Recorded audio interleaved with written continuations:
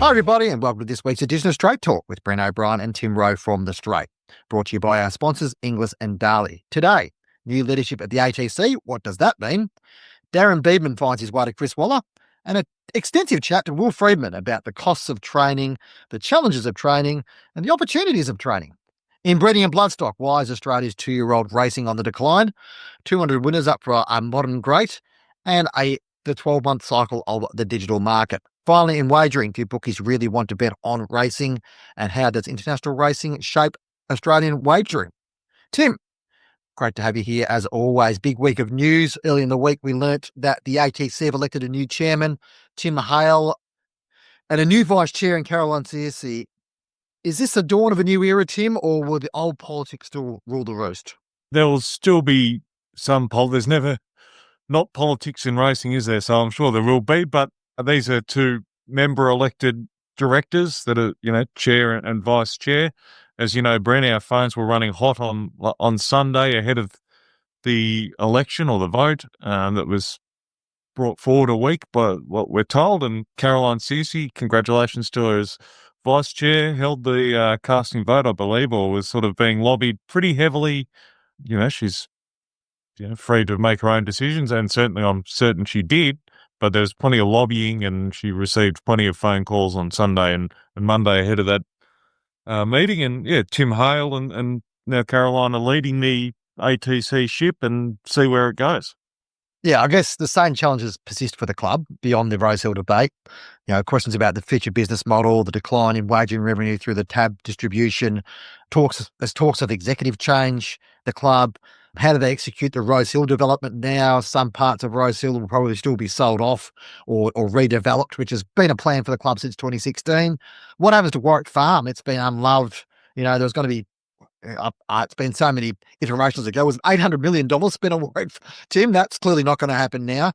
What goes on with Randwick? How to develop that? There's discussions about Canterbury, the excess land there. Can it be redeveloped? There's so many things that this ATC board needs to needs to discuss and develop plans around. There is a feeling, I guess, Tim, that this is just the start of a new journey. The Rosehill situation, the 18 months of distraction and arguments and political inquiry hasn't resolved the fact that the ATC needs to solve a problem, which is that its bottom line needs to continue to improve if it's going to sustain itself and continue to build facilities to host racing in Sydney. Yeah, and then, as you say, Camellia development, what happens with Canterbury? Speaking to some of the ATC directors, I think they want to, at the end of the day, they're a racing club. Yes, they need to balance the books and how they manage that. But at the end of the day, they're a racing club. They want to hold good racing. That's the carnival's coming up. There is a lot to look forward to, and I think there'll be a focus on that as well to, come along to the races, bet on the races, have a good time. Confirmation this week, Tim, that Darren Beadman heads to Chris Waller's stable. It's good to see one of the most highly regarded professionals and one of the most respected professionals, arguably, one of the best jockeys the last 50 years in Australia, get an opportunity to further his skills at another major stable. Yeah, a positive result for Beadman, but I think a positive for Waller as well, because Chris has tended to bring a lot of young guys through that stable. To have someone of such experience to come in and lend that experience and lend that understanding can only be a benefit to what is already one of Australia's most dominant stables. For sure, we've seen with, Zach Lloyd was apprenticed under James Cummings and Godolphin, and I think Darren had a big influence there and helped his career. And so, internally, I'm sure he's going to have an influence, and externally, which I'm sure came into Chris's thinking of employing Darren, is there's still an aura around him. People want to speak to him. He's very good in front of the camera at the races. So he's going to attract owners as well, I'm sure, to go, well, you know what, I'll be able to speak to Darren at the races and, reminisce about the great old times of Lonhro and Saintly and all these different great horses that he rode. And, he's just a very personable, great guy, and fantastic that he gets to continue his career in racing and it's not lost to the industry. Yeah, another significant part of that story is that Chris Waller will take over the Carbine Lodge stables at Flemington. Obviously, an end of an era there with the Cummings family involvement and what goes on with that. But I think it's an interesting pivot for Waller. It hasn't had a great record in Melbourne outside probably Group 1 races in the past couple of years, Tim. So it does probably indicate that, particularly as Kieran Mars expanded more and more into Sydney and New South Wales and the footprint there, that Waller's plans are quite national as well. And it does should set them up well moving forward in terms of capacity and what they can do out of that base. For sure. And a bit of breaking news this morning is that Tony and Calvin McAvoy are going to, well, they say it's not an expansion. They're just taking over Chris's old Flemington boxes so they're going to move some of their horses from Ballarat to Flemington as well. So that's happening. And yeah, it's sort of an interesting one with, you see it with Anthony and Sam Freedman, the focus on Sydney. Mick Price has got a Sydney stable. Yeah, how do they balance that and ensure both stables are successful? And, as you say, obviously Chris is the premier Sydney trainer and has been for a long time. Yeah, it's outside the spring and autumns, whether he could have a bit more success in the run-of-the-mill Saturday Metro races or Melbourne Victorian races from Carbine Lodge will be interesting to see how it plays out.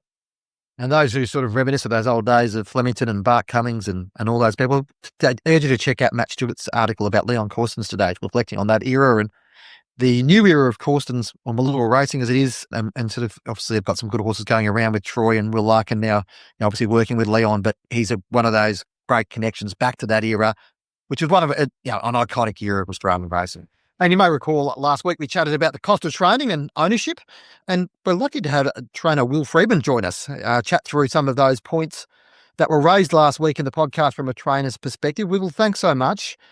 I guess let's take this conversation from a more broader sense. And yeah, you not only have your own experience to lean on, but obviously your dad's experience as well, given you work in a partnership with him. What is the biggest challenge to the training business model at the moment, do you feel?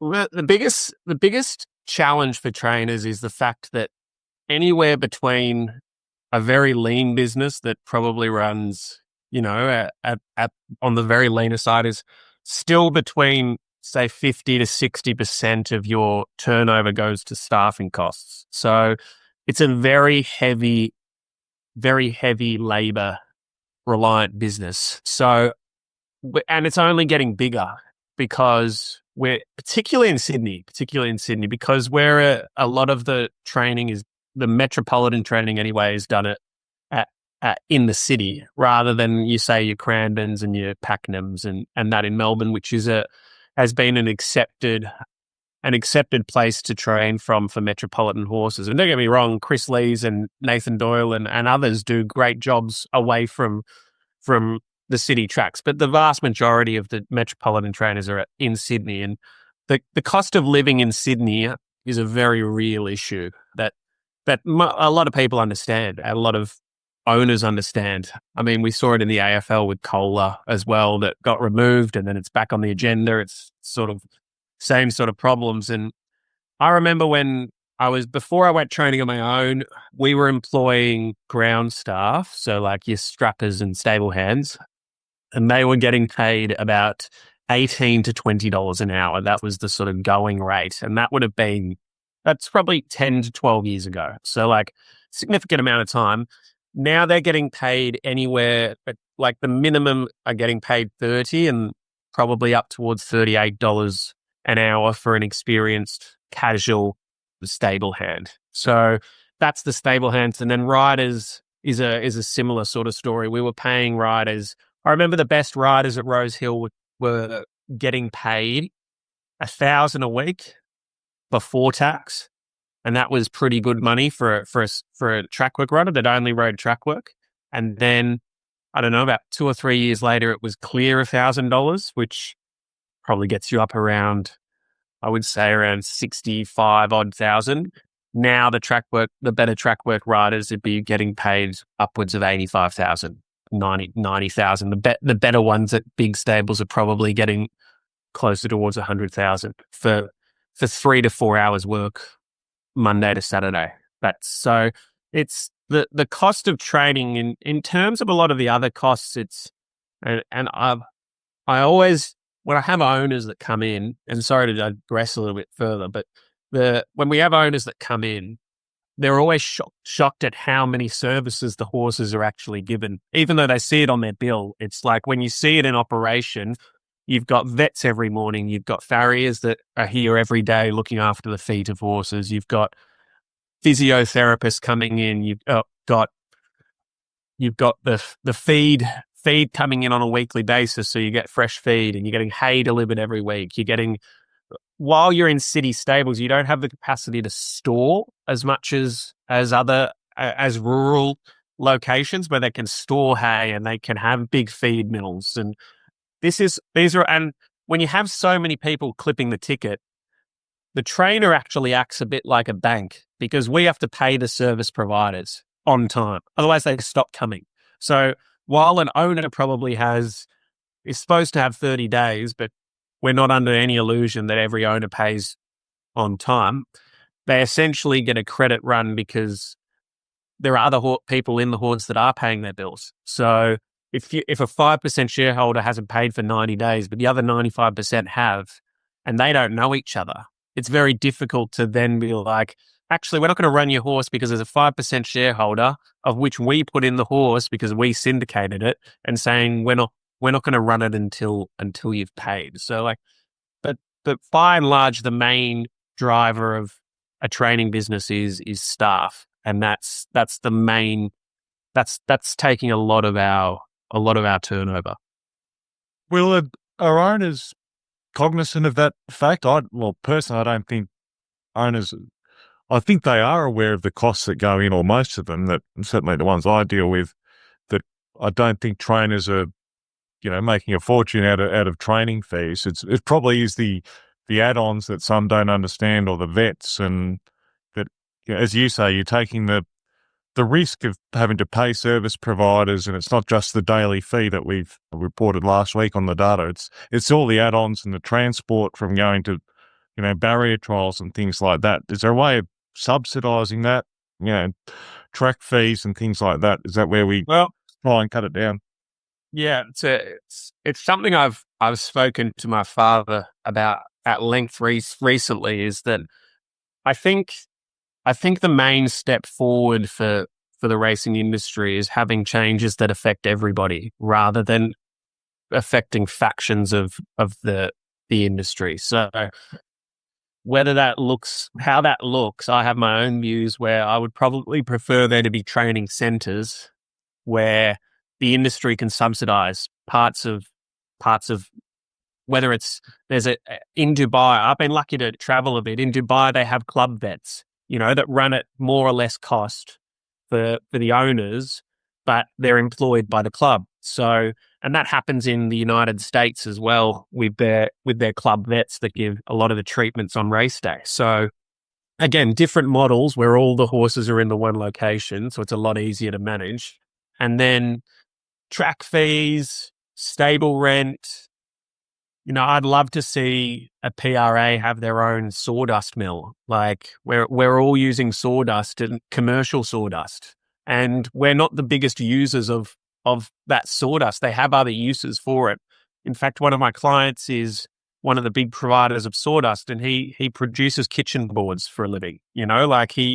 So we're so dependent upon market forces when I think we possibly could have a system where we provide, it's a bit more vertically integrated, where we supply everything for the industry at a lower cost, because there's no doubt Australia is not like America. Australia is not like Europe. The wealth in Australia is not as great as those countries where training fees can keep going up. It's already at a tipping point. We see it in the desire to be a racehorse owner at the moment. So you're in principle, the article that you're discussing about the rising costs is very relevant, but it's what parts you can change, and certainly the training model to change is difficult because we have to pay the soldiers on the ground enough money to survive, and they're barely getting paid enough to survive as is. Like if you ask a person in Sydney how far $60,000 gets you on a annual wage, most will say that there's no change in 60,000 for your costs in a week, and I'd attest to that. It's gone to the day where you can start a family and buy a house if you're a stable hand. Those days are gone. So it's a really tricky situation. I'd say in principle most trainers, and I'm not saying all, most trainers subsidize owners' training. I would say most trainers, if there was no prize money, would be trading insolvently. I would think, and I think a lot of if not, certainly there's a good faction of them that rely on the prize money to be able to survive. That's an interesting, probably relevant point, given the Racing New South Wales licensing situation at the moment, where people's businesses are being scrutinised in terms of whether they're solvent and moving forward. I think part of the challenge, like you and I had probably, let's say, a pleasant disagreement over Twitter about Twitter DMs about the context of that article last week and how you saw it in context. It's probably a bit of an attack on the trainers, and we can give our views on that. But I can understand where that perspective comes from, because the communication piece around costs and around the cost of training and ownership, it all belongs with the trainer. Much like a lot of other things, the responsibility sits with the trainers because they sit in the middle of a lot of these things. Is there a broader piece that can be done? And you sort of alluded to it before, where owners can be more educated about this, that if you get into a horse, you actually understand what the costs are about. I mean, it's hard for you as a trainer to go to someone and say, hey, buy a share on a horse, and by the way, this is all the ways you've got to get charged. But is there a broader industry piece that you can sit there and say, look, from an education perspective, these are all the people that are involved in the in the preparation of a horse, and that's why the costs are. And this is the nature of the industry. There's no other way to do it. Yeah, absolutely. It's difficult. Obviously, when you're trying to get someone to buy into a share in a racehorse, as you said, you're not trying to you're not selling a dream and then telling them that the dream's really expensive. Like it's probably sales 101. You're not going to divulge that too quickly. I think, fortunately, the syndication model has helped that a bit. People can still get the same experience for a lesser percentage, which, like, if you own 5%, if you own 10%, a lot of people still feel like it's the same experience. So when you own 5 or 10%, probably 5% of a horse, 10% still becomes quite burdensome for a lot of people.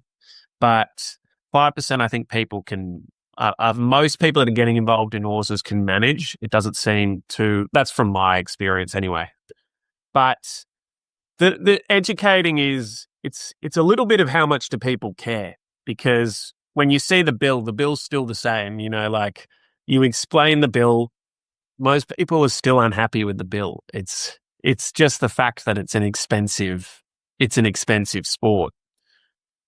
I think we need to find ways to subsidize owners, and I applaud the stance of Racing Victoria to get more into maidens, because more people win maidens than any other race. So that's a good starting point. But there's still a lot of people that don't win a maiden that are still, shouldering the bill, so to speak.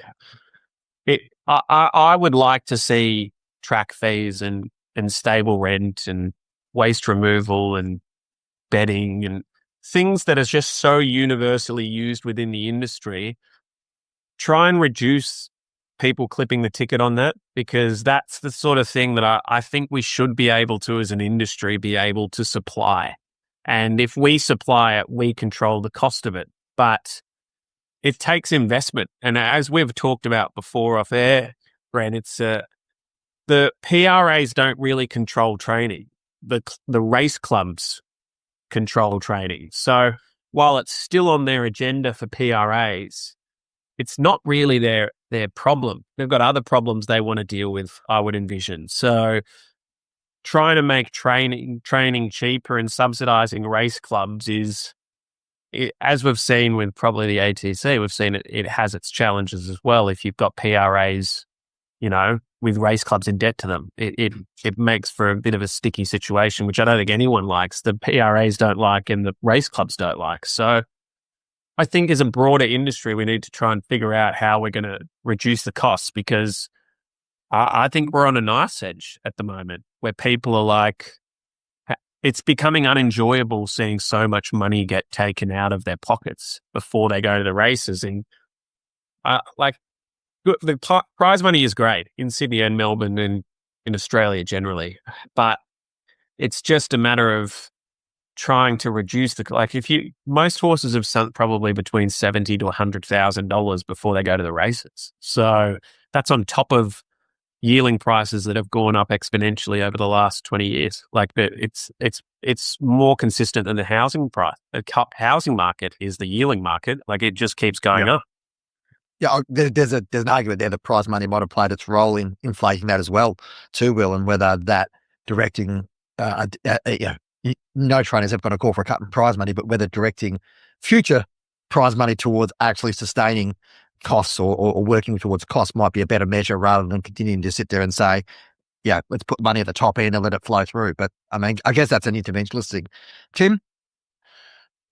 I want to say, Will, is there, I guess you'd be a medium-sized Sydney stable, perhaps. Is there the advantages of scales we keep talking about? Only yesterday, Will Clarkin and Nicky O'Shea in Adelaide announced they're splitting mainly because they just can't get the boxes to have that scale to make it pay, to have, I guess, two, trainers, so to speak. How do you manage that scale? Are you looking to grow or, to defray some of these costs, I guess? It's a bit of a contentious one. I was listening to some commentary through the week about what we call the super stables. And I think I don't need to articulate who they are. Most people that know about them know who they are. But it's very hard to grow it's very hard to grow, firstly, because there's a finite amount of boxes, particularly in Sydney. They're very competitive. We saw Lilani Lodge, which needs quite a bit of work, I'm told. So that's part of the agenda of taking those boxes. But it's just super competitive for more space. And then the next part is if you can't get to that scale, it's like being in the Premier League and one team has 120 players and the other team has 18. It's like the reality is that it's my fear for racing at the moment, and I'm still very positive about racing as a sport, but I do worry about the sporting element of it. Like how much of a sport is racing a horse now and how much of it is just business? And if we move too far away from having a sport, we rely solely on gambling because there's no enjoyment from a sporting perspective. And I think we've all seen that if we rely solely on gambling, that we're going to be vulnerable to changes in gambling behavior. That's sort of, but in terms of our scale, we're fortunate that Richard lives on a farm at Broke and we can grow there in time. But certainly boxes in Sydney, unless it seems at the moment, the way that it's occurring is unless you're one of the big mega powers, it's very hard to grow. They seem to get first preference because they give the most amount of metropolitan city runners, which is, I believe, the criteria for selecting who gets the boxes at the ATC.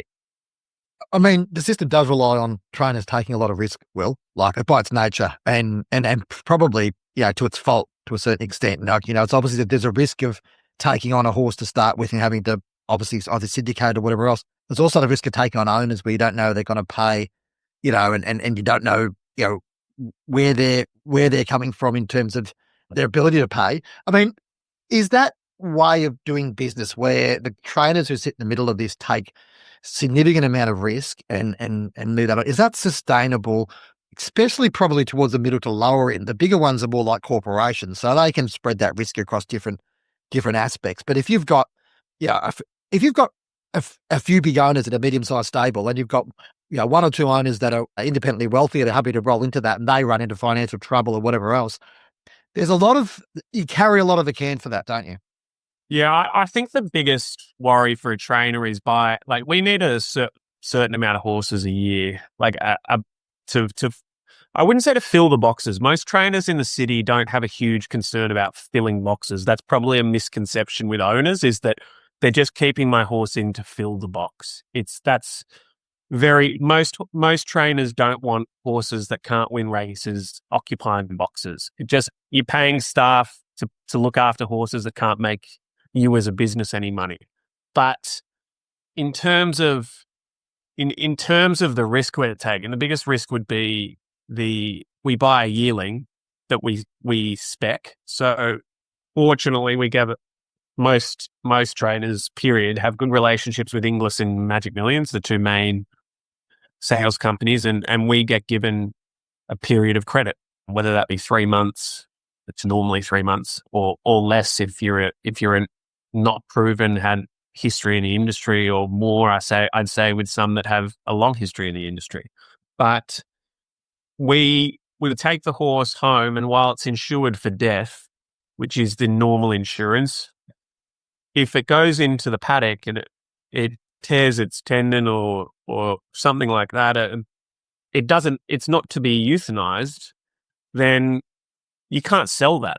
So unless you've sold it, it's a huge financial penalty for the risk you're taking on a horse that may or may not generate you money. Like the most fascinating thing is telling businessmen how our business operates. They just go, "You're mad." Like it's you're taking risk on horses that may or may not make you money. And I'm like, yeah, but if you get a good one, it's like that's where you're making your big payday. And I think for most metropolitan stables, that's what they're doing. Most metropolitan stables are treading water until they find a good one or get a good result. So, which is when you go back to the Racing New South Wales licensing situation. It's like, it's pretty year on year. So some years we probably don't make any money, but then another year you can make a lot of money. I remember Jim Bolger in Ireland told me, my business model requires me to sell a stallion every 4 to 6 years. Yeah. Like, that's the business model. So it's not just like, he's one of the biggest stables in Ireland. He needs to do the same thing. So that risk, and then the risk of the paying creditors. So the working capital that's required for a thoroughbred in this business, a training business, is huge because we're employing so many staff that get paid weekly. So we get to the end of the month and we're like, we need the bills to start getting paid so we don't have to keep putting in more of our own money to subsidize people's late paying. So I think generally bad payers get weaned out pretty quickly. So you can get yourself in a bit of a bind, particularly if you're desperate. And we've been desperate before. We came off the back of bad years, and you've got bad clients that take 60 to 90 days to pay, and you can't afford to lose the client because they buy new stock, that they're putting you under a lot of pressure. And I think the biggest concern for the risk is that we're going to have a very limited country ecosystem because they're not going to be able to survive. The costs keep going up for them as well. Like my staffing costs in Scone were not much different to Sydney. I just couldn't afford as many staff in Scone, and we're competing against lesser competition, so we probably don't need to do the extra 1% that you need to do in Sydney to be able to compete. We've talked a lot about the challenges, Will, but they're still an exciting game, as you say, chasing the dream and the good horse. Is that what gets you up in the morning? And you do work with your father and partner, and that doesn't get me up in the morning. Yeah, so working with your father does not get me up in the morning. And that's not just him. I think most people that work with a sibling or my partner's also involved in the business. So it's just like, it's a full family affair. It's like most people, when they're like, 18 years old, want to get away from the family. Well, I'm 33 and I'm still here. But it's a fulfilling job. It really is. We do it for the lifestyle. It's a very tangible result. So it's like you win or you don't win. It's not like marketing where you sort of have to gauge your influence through different forces and KPIs. It's like, no. If you're training well and you've got the right horses, you win races. And you're chasing that horse that can run in an Everest or run in a Melbourne Cup. It at times it seems challenging, but we're relentless in trying to find the next champion and nurture it. Like, I think the most exciting part for a city stable is when your 2-year-olds come through, because what your older horses are likely to do. They don't improve. More times than not, they don't improve to a point where you're surprised. But your young stock is where it's all at, and our babies are coming through now, and it's like it's where the real art of being able to judge as a horse trainer when to pull the trigger and when to pull back, and to make sure you're communicating to your owners that the reasons why you're pulling back and why you need patience, or the other part where you're like, no, it's full system go. We need to try and win as win a couple of 2-year-old races with this and see if we can make it into a stallion. So we're going through that period now, and that's, above all else, that's probably what I find the most enjoyable is reading the horses and trying to figure out where to place them. I mean, it'd be easier if they told you, but if it was easier, then everyone would do it. Just one last one, Will, before on those young horses coming through, you might end up on an ad or something, but with the Stay Insides, Tiger of Malays, I'm not sure if you've got any wild rulers, but certainly, your father and yourself had a lot to do with Stay Inside and Tiger of Malay. Yeah, we've had a couple of Tiger and Malays. We've got a few. We've probably got 4 or 5 Stay Insides in the barn. They're all showing. I mean, the Stay Insides are probably showing a little bit more precocity than the Tiger and Malays. Even though he sort of won as a 2-year-old, he was a bigger type of. I think he was a son of Extreme Choice as well, Tiger Malay. But the Stay Insides, they look sharp. I'd be surprised if you don't see a handful of them pop up early, really early. But like, it's funny, they always keep trying to second guess the older stallions, and you still find when they come in the barn, those older stallions, they still find quality. They've got quality mares, but I'd probably say from what we've seen so far, the Stay Insides and the Home Affairs. They were probably the 2 standout stallions so far that we've seen. And while we've only got a moderate sample size, they're probably the 2 standouts.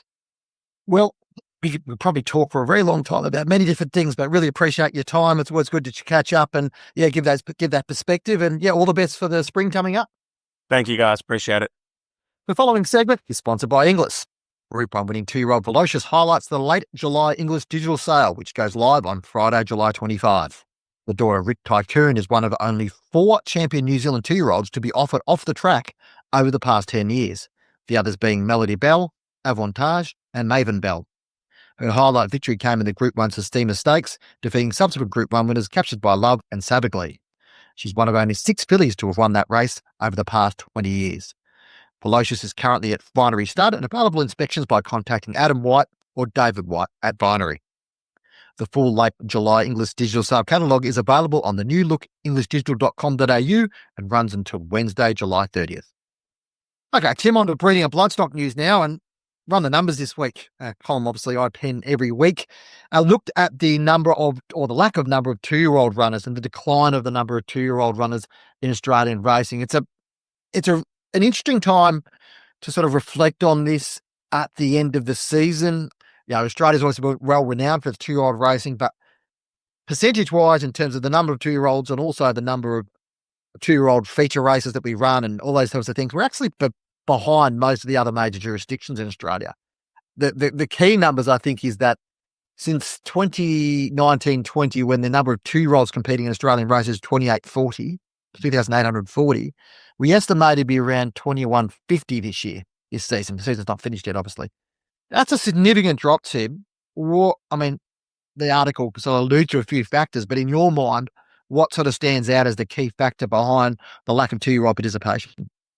Well, obviously the foal crops drops. Only a certain percentage of those horses are going to be talented enough and strong enough and have the constitution to get to 2-year-old races. I don't think as I wrote it. But the overall number of horses hasn't dropped. Participation. So the participation of 2-year-olds has dropped from 10% 5 years ago of the overall racing population to 7.4%. That's a significant drop.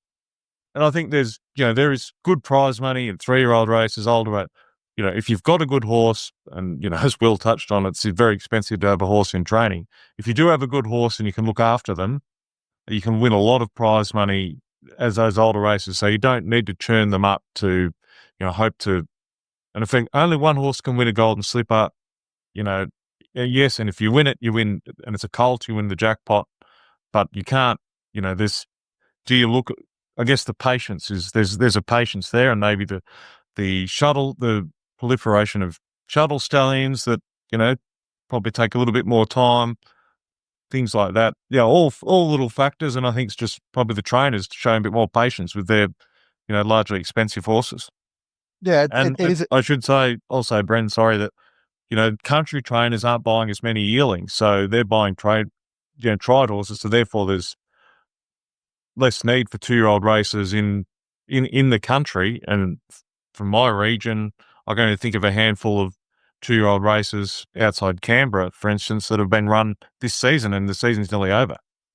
Yeah, and I think programming is a part of it, Tim. And I think that's also been driven a little bit, especially in the metro level, by wagering returns. There was a perception, or rightly or wrongly, and it's probably right in terms of whether 2-year-old racing returns, unraced 2-year-olds return the same wagering returns. I'm not too sure how you measure that when some of the 2-year-old races are being held at 11:15. But from my perspective, I think the programming, there is a competing priority there about wagering, which, don't get me wrong, is crucially important, but also the need to provide platforms for 2-year-olds to come through and to have that. And history tells us that horses, even if they don't win as 2-year-olds, Tim, if they race as 2-year-olds, they tend to come through as better 3-year-olds anyway, rather than be waiting into a 3-year-old. So it's an interesting situation. I guess the other point, which I'll put a sort of end on this discussion around, is that we still have 72 or 73, depending what year it is, black type stakes races in Australia. We still have, 5 group ones, all that type of stuff. I think 10, 15 years ago, it was 1 in 40 horses that won a race, 2-year-olds, sorry, that won a race in Australia, won a juvenile stakes race. Now it's 1 in 28. The concern is there that you're rewarding, that the pattern is not moving to the changes in the thing. And reducing juvenile stakes races, I'm not saying that should necessarily happen, but if we keep going down that path, we can't keep rewarding a smaller and smaller population of horses with black type. Now, there's plenty of areas where you can apply that same thinking too, but this is just one of them. One aspect, or one horse that doesn't have any problem with juvenile winners or any form of winners whatsoever is I'm Invincible. 200 seasonal winners again. I think it's his 3rd time too. We were having this discussion yesterday that he's achieved that remarkable achievement. He won't win a 4th straight Australian title. Zoustar will win that, which is significant enough in itself, and we'll revisit that in the next couple of weeks about Zoustar, being a Zoustar. But it's an interesting point. I guess Vinny's getting as many winners as ever. Probably not likely to have a downturn in his number of runners. Moving forward, do you feel like the Zoustar winning the title is a change in the guard, or do we see the fact that I'm Invincible in particular, probably Snitzel less so because obviously no longer winners, but also his numbers did decline a little bit, are going to be able to sort of fight back and and claim these size championship, albeit things like the Everest have an outsized influence on them. Well, that's right. You say those rich races have such an influence on the overall title just because of the prize money earnings. We've seen that Pride of Dubai's possibly going to run second this year, basically off, he's had some good horses, but Bella Nipotina and Pride of Jenny. So it just shows how much that can influence it. I'm Invincible's got some very nice horses, young horses coming through that have been well looked after, like Vin Rock, and I think he ran second in the JJ Atkins with a nice colt that's, only lightly raced.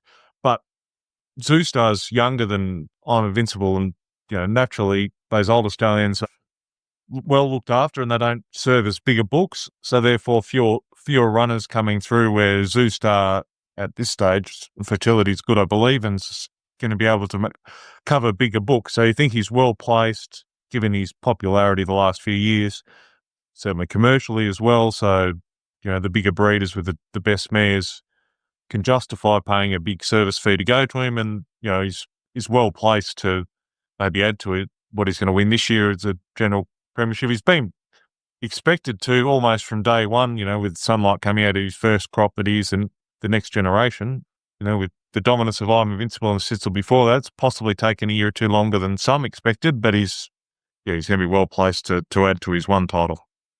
I want to touch on the never-ending sales season we're in, Tim. I mean, it's probably better for him and for us this time of year when we're scratching around trying to look for stories. But we spoke last week with Inglis's Angus Robertson about the strong results of Inglis Digital. We have a Group 1 winner, Velocious, as mentioned, selling on that platform next week. We've got the Magic Millions virtual sale in early August, where we've got some high-profile horses likely to do quite well. Is this the new reality, Tim, that we live in this sort of, 24/7, 12 months a year sales cycle, and that, the liquidity of the market means that it's only going to continue at this pace or even get stronger in terms of the amount of horses being offered through these platforms? No, there's, just such a liquid market now to trade tried horses or brood mares, not having to wait for the live sales, 2 or 3 times a year. And we saw the Great Southern Sale, no broodmare session this year in June for the first time, possibly ever.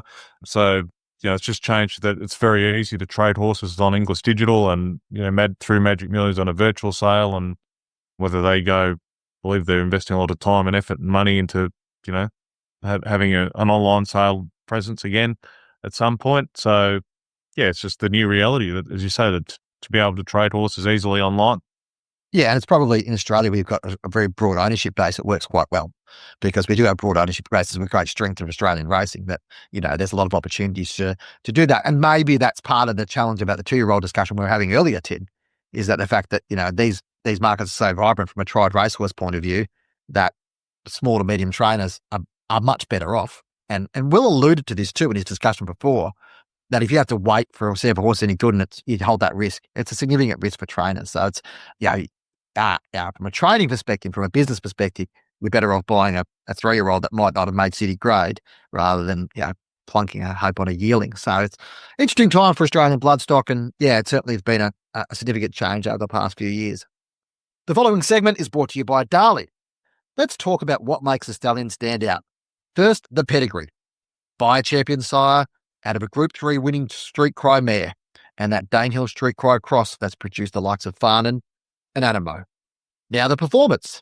Silver Slipper winner, Todman winner, runner-up in the Golden Slipper. But here's the clincher. He trained on, came back at 3, won the Vane, and then won the Newmarket. When you put it all together, it's hard to argue. Cylinder, standing at Darley. Finally, Tim, this week in wagering, I don't want to sort of become the bulletin board for PointsBet and BetR, but it's been obviously a long-running saga, and I don't want to bore people with the details. But what was interesting about the correspondence that came out with PointsBet yesterday was a comment that BetR's high reliance on racing customers was seen as a net negative by the PointsBet board in its possible acquisition. Now, the details of which you can sort of get yourself au fait with. But on a more general point, Tim, what this probably points to is the challenge racing has got when sport is seen as a much more profitable and desirable medium to bet in from the bookmakers' perspective, to offer markets in, than racing. What's the long-term implications of this do you feel, Tim, if we end up in a situation where bookies are just going to continue to prioritise sport over racing because they've got a responsibility to their shareholders and to profitability? Racing has a significant challenge in this regard, doesn't it?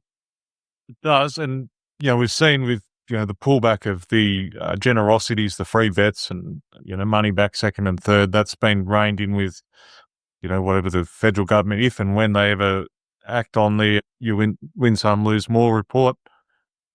There's the lack of incentive for bookies to provide those generosities. They don't compete on price anymore because of the taxation, and there's again, I can't blame them. There's no incentive to compete on odds and price, and use opinion in shaping their odds to racing punters. So it's just that I don't want to use it again from 2 segments in a row, but it is the new reality of just the way it is. And PRAs, I guess, if they and the governments decide that they lessen the taxes, maybe there's more incentive for bookies to point their punters in a different direction on to racing. And just interesting to see how it plays out. I wonder what that looks like for the next generation. Both you and I have got sons who are in their early teens or in their teens who are probably the next generation of people, given that their genetic predilection for a bet, are likely to go on and do that, and whether sport becomes such a significant part more. I was actually having a discussion yesterday with my own son about the desirabilities of various forms of betting and all that sort of stuff, and why sport has become such a key part of it, because it's a very simple medium to understand. And when you or I were growing up, Tim, to be perfectly honest, and I don't want to necessarily put you a little bit younger than me, but you couldn't really bet on sport. You go to a tab and put on a sports bet or whatever else, but it wasn't the same way. It wasn't all, part of the process. And I think racing has got a challenge on its hand to market to those next generation to say, why is racing a medium I would bet on? To be perfectly honest, it's complex, it's difficult. There's things I don't understand about it. I sit down and watch a footy game and understand player A, player B. And and I know, Tim, the last probably 15, 20 years, started off with things like, the fantasy leagues and dream teams and stuff. These kids these days, we knew a lot about footballers growing up, but my God, they know every single footballer, every single kick, every single stat. Whether it's desirable for them to then be referring that in the gambling context, I can see concerns around that. But I think from a broader context, racing, you and I probably grew up talking about form. They're not talking about form.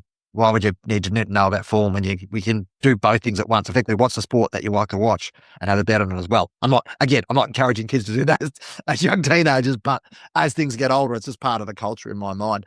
Speaking of corporate bookies, Tim, and I believe you have some insight the some of the turnover they're generating in Australia, from Australian punters on international racing. Yeah, obviously Malaysia, which I like to follow, and it's been in the news for arguably the wrong reasons, with a jockey inquiry who Lai D'Souza, who was suspended for 18 months and in reality is really 30 months at least before he's allowed to reapply for his licence. But the Selangor Turf Club in Kuala Lumpur did have it was a $1 million ringgit race for 4-year-olds called the Selangor Mile. It's their biggest race. Well, it's the first time they've run it, but the richest race they've held since COVID. Really did suffer. Racing was shut down there, and a lot of jurisdictions. These figures I've received or been told about, you got to take into context that there's no longer Singapore racing, so there is going to be some movement across to Malaysia, but it's up. The same corresponding period after Sunday's meeting, it's up 43% year on year. They had as I said, I've been watching it in some of the contacts, and they've had a lot of people there on Sunday, internationals. Jenny Chapman and David Price, that people would know were there. They had a runner.